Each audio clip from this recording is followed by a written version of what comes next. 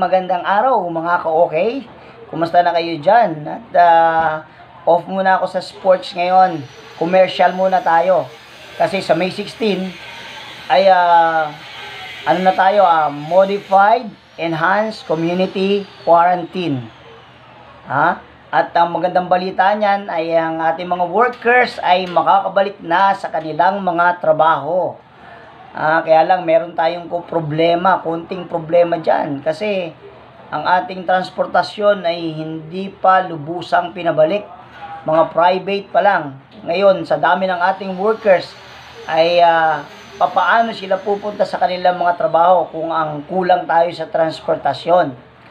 At kaya nga gusto kong itanong, bawal ba talaga na ang mag-asawa magkaangkas sa isang motor? Kasi yan, dapat yan ay reviewin, pag-aralan kung hindi talaga dapat payagan kasi ang motorsiklo ay isang napakagandang means of transportation sa ngayon, 'di ba? At yun nga mga mag-asawa ay pwede na nilang gawin 'yon. Halimbawa, yung babae ay papasok sa trabaho, pwede namang ihatid sa pamamagitan ng motorsiklo. Kaya lang, ayun nga, paano kung hindi pinapayagan dahil nga against daw sa social distancing?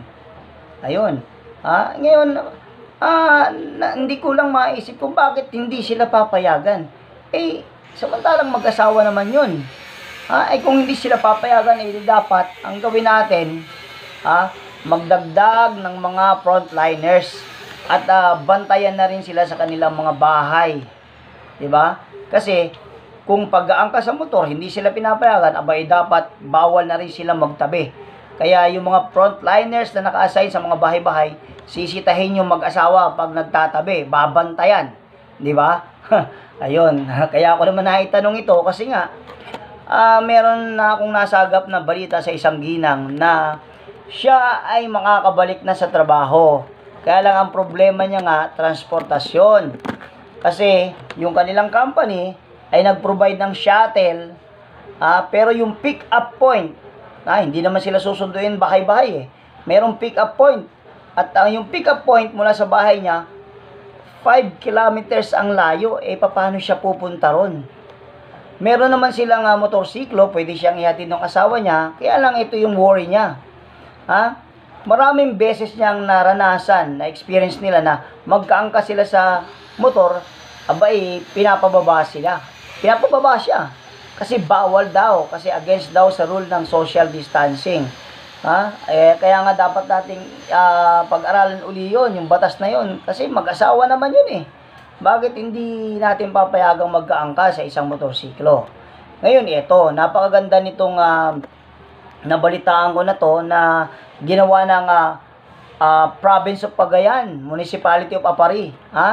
Shout out sa inyo, Province of Cagayan, mga taga-Apari, napakaganda ng ginawa nyo, napakataba, napakagaling nyo mag-isip, binigyan nyo ng solusyon na ang mga mag-asawa ay pwedeng magkaangkas sa motor. Alam mo, gumawa sila ng ID, at itong ID na to, tingnan nyo kung anong ginawa nila.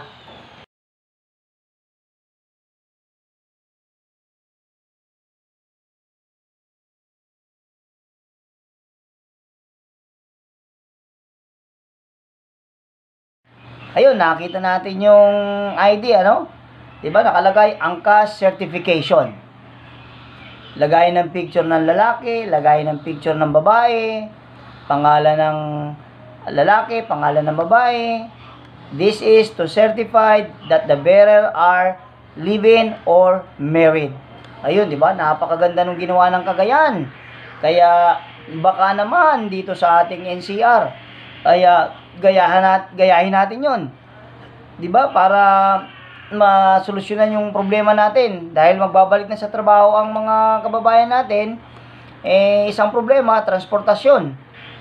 Napakagandang solusyon yon na yung mga ginang na yung mga asawa nila ay may motor naman ay payagan na umangkas para makabalik na sila sa kanilang mga trabaho, di ba? Kung kaibigan, hindi bawal umangkas. Kung makikiangkas lang, 'di ba, bawal. or kung riding on tandem, bawal talaga. Pero pag may katunayan naman na sila'y mag-asawa, abay, pwede natin bigyan ng konsiderasyon yan. Di ba? Dahil kung hindi natin bibigyan ng konsiderasyon na sila'y pwedeng mag-angkas sa motor, eh di dapat bantayan na rin natin sila sa mga bahay nila na bawal sila magtabi. Di ba? Ayun. Kaya, ayun po, sana po, simple lang to ha, pero sana ay makarating sa ating pamahalaan at mabigyan ng solusyon para mabuwasan ang bigat ng ating mga kababayan na namumroblema sa kanilang pagbabalik sa trabaho dahil sa transportasyon. Ayun, maraming salamat po.